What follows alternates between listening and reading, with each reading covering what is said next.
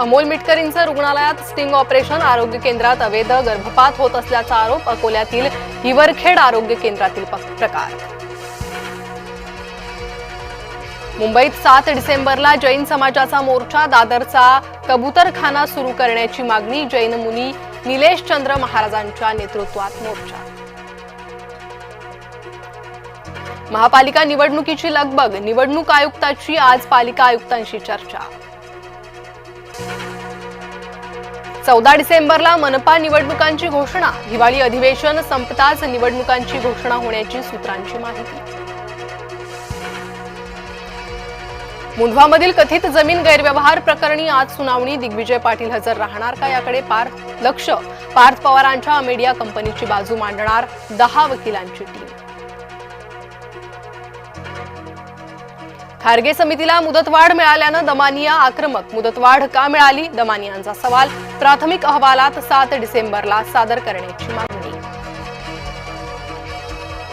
कोकाटे बदनामी प्रकरण पवारांना भोवणार, रोहित पवारांना न्यायालयात हजर राहण्याचे आदेश, नाशिक जिल्हा सत्र न्यायालयाचे आदेश। नवी मुंबईमधील कथित जमीन घोटाळा प्रकरणी पोलिसांची बिवलकरांना क्लीन चिट, चौकशी समितीचा अहवाल येण्याआधीच पोलिसांचा निष्कर्ष, रोहित पवारांनी उघड केला होता भूखंड घोटाळा। नाशिकच्या तपोवनमधील ड्रोन दृश्य समोर, मोठ्या हिरव्यागार वृक्षांवर सरकार चालवणार कुऱ्हाड, झाडं तोडण्यास विविध संघटनांचा विरोध। महसूल विभागात डिजिटल क्रांती, डिजिटल 7/12ला कायदेशीर मान्यता, फक्त 15 रुपयांमध्ये अधिकृत 7/12 उतारा मिळणार। व्लादिमीर पुतीन 2 दिवसीय भारत दौऱ्यावर, भारत रशिया दरम्यान संरक्षण सहकार्य वाढावं, पुतीन यांच्या दौऱ्याकडे या अपेक्षा। पुतीन युद्ध संपवू इच्छितात, युक्रेन युद्धाबाबत अमेरिकेचे अध्यक्ष ट्रम्प यांचं मोठं वक्तव्य, ट्रम्प यांच्या सल्लागारांनी दिले संकेत। भारताचा अमेरिकेशी महत्त्वपूर्ण संरक्षण करार, MH-60R हेलिकॉप्टरसाठी तब्बल $946 दशलक्ष करारावर स्वाक्षरी। मुंबईसह देशभरातील विमानतळांवर एकच गोंधळ, मुंबई, हैदराबाद, बंगळुरू विमानतळावरील 200 विमान उड्डाणं झाली रद्द, तांत्रिक अडचण, अपुऱ्या मनुष्यबळामुळे उड्डाण बंद, उडाला बोजावरा।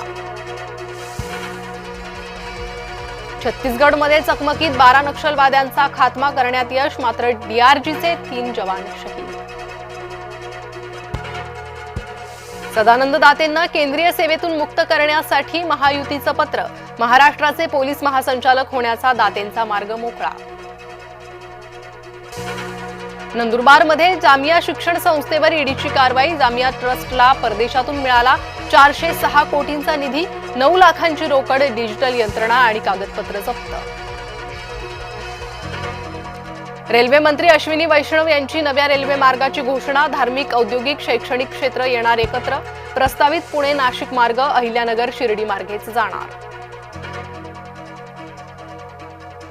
निवृत्त शिक्षण उपसंचालक नितीन उपासनी अटकेत, बनावट शालार्थ आयडी प्रकरणी आर्थिक गुन्हे शाखेची कारवाई।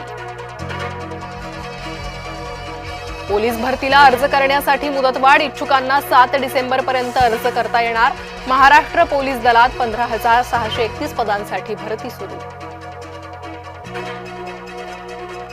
भरतीच्या वेळी समुद्र किनाऱ्यावर जाणं टाळा, महापालिकेच्या नागरिकांसाठी सूचना, 4 ते 7 डिसेंबर दरम्यानसाठी नागरिकांना आवाहन।